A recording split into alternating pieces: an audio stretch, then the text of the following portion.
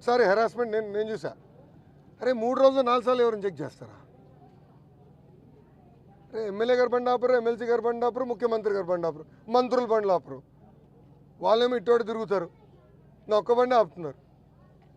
నేను ఎక్కడ ఈరోజు కూడా చెక్కింగ్ అయ్యే వరకు నేను ఎలాంటి ఇష్యూ చేయలా. చెక్కింగ్ అయిన తర్వాత దిగి మటుకు గట్టిగా ప్రశ్నించాను, గట్టిగా దెబ్బలాడా. ఎందుకంటే చెక్కింగ్ చేసే ముందర నేను దెబ్బలాడితే ఇలా ఆపుతున్నారని నాకు చెప్తారు. అందుకే మీరు మొత్తం చెక్కింగ్ చేయండి. అయిపోయిన తర్వాత నేను దిగి అడిగా, ఎందుకు మీరు నా బండి ఆపారు?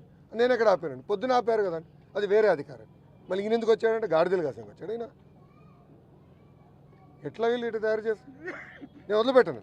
ఆ ఎస్ఐ గారిని కూడా నేను ఫర్మ్గా యాక్షన్ తీసుకోవాలి. ఎలక్షన్ కమిషన్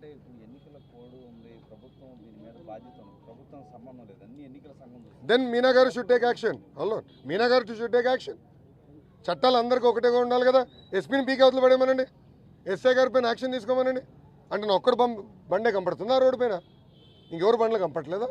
పద్దాకు వచ్చి మా పైన చేసి, అరే సకల శాఖ సజ్జల రామకృష్ణారెడ్డి ఉన్నాడే, మళ్ళీ అతని బండి ఎందుకు ఆపలేదు ఇప్పటివరకు అడుగుతున్నా నేను. మళ్ళీ మిగతా సలహాదారులు ఏడ్చారే, ధనంజయ రెడ్డి గారు బండి ఎందుకు ఆపలా, పెద్దిరెడ్డి రామచంద్రారెడ్డి బండి ఎందుకు ఆపలా, విజయసాయి రెడ్డి బండి ఎందుకు ఆపలా?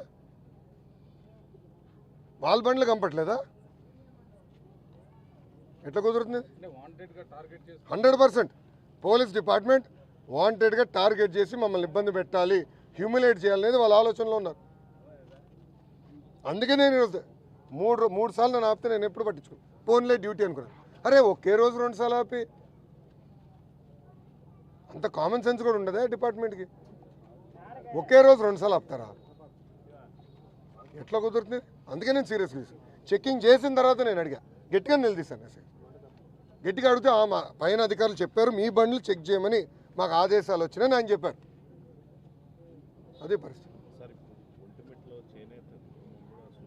అవును అన్న, బీసీ సోదరులు ఆత్మహత్య చేసుకుంటున్నారు, దళితుల్ని వీళ్ళు చంపుతున్నారు ఏకంగా. ఇంకో పక్కన మీరు చూస్తే అమర్నాథ్ గౌడ్ లాంటి వాళ్ళని పేపర్ అతను చదువుకున్న పుస్తకాల నుంచి పేపర్లు చింపి నోట్లో కుక్కేసి కాలు చేతులు కట్టేసి పెట్రోల్ పోసి తగలబెట్టారు.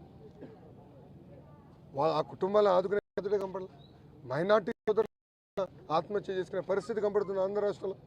దీనన్నిటికి కారణం సైకో జగన్ పోతేనే ప్రజలకు మళ్ళీ మనశ్శాంతి ఉంటుంది, లేదంటే చాలా ఇబ్బందులు ఎదుర్కోబోతున్నారు.